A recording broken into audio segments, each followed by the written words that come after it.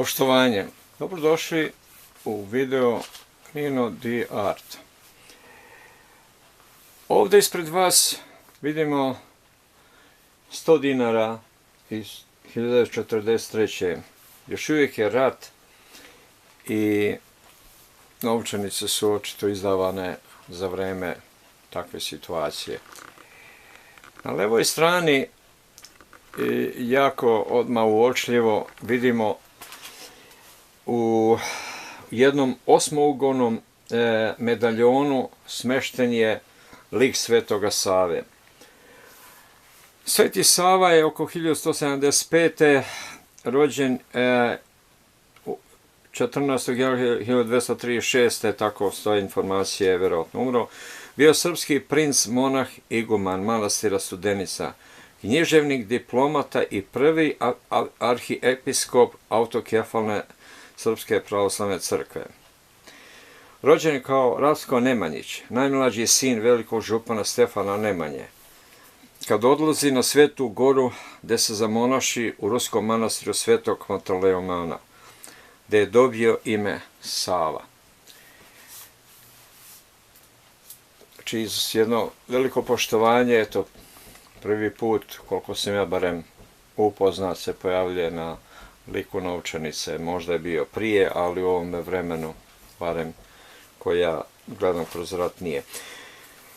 Dalje, novčanica je veoma lijepo ukrašena sa ornamentima i gravurama. To možemo zahvaliti Veljku Andrejeviću Kunu i Mati Zlamoliku, koji su radili engraving i dizajn.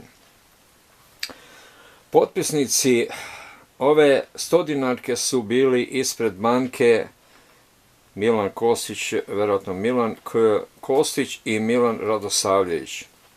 U vodenom žigu je ženski lik, profil.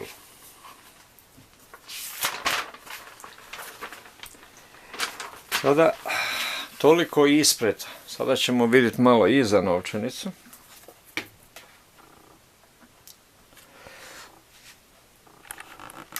Evo, ovdje je, znači, iza.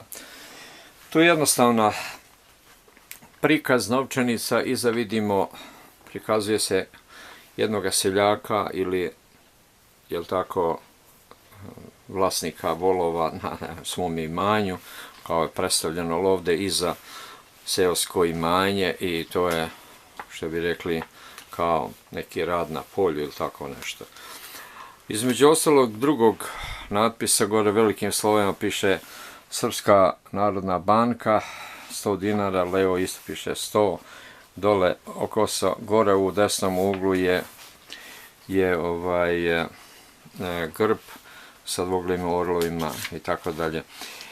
U levom više je ukrašeno sa voćem i tu imamo raznih još drugih stvari kao zgodno postavljenih i tako dalje.